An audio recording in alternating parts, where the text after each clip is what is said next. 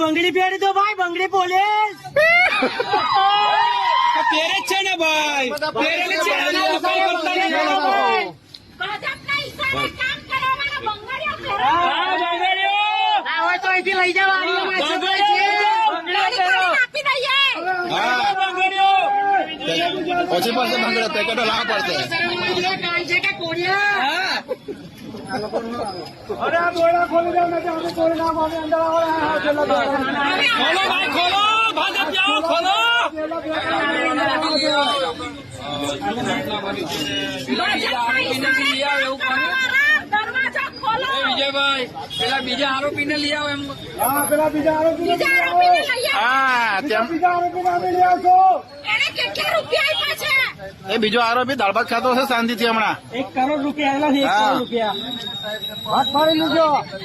એટલે બધાને કટકી ભગાવી જશે નર્મદા જિલ્લાની પોલીસને. 1 કરોડ રૂપિયા આવેલા છે. બધા વેચી વેચી ખાશે. હવે તમારથી ના બને મ્યુનિસિપાલિટી લાગી જાઓ. હા, હું કાકા મ્યુનિસિપાલિટી લાગી જાય ને એમનાથી ના પડતી હોય તો બરાબર છે. બરાબર છે ને. એમનાથી ભાજપ પર ના પકડાતો મ્યુનિસિપાલિટી લાગી અને જાય. પૈસા ઓછા પડશે આપણે બધા ભેગા કરી નાખીએ. હા.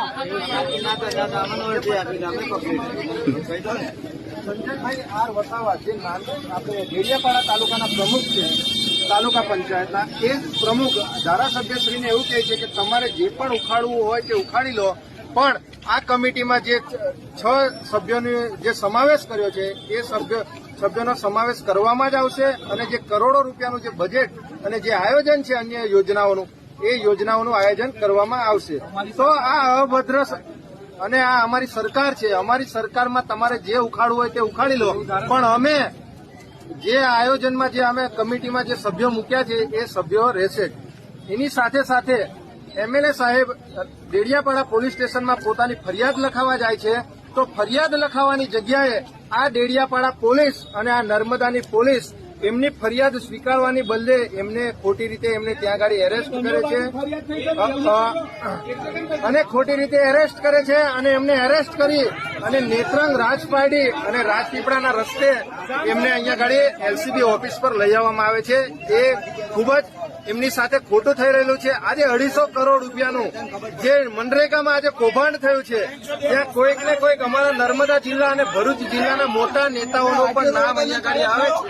આ ચૈતરભાઈનો અવાજ દબાવવા માટે આ એમને અહીંયા આગળ કરી, પોલીસને આગળ કરી એમને ખોટી રીતે અહીંયા ગાડી એમની એફઆઈઆર કરવામાં આવી છે. તાનાશાહી માનો છો પોલીસની?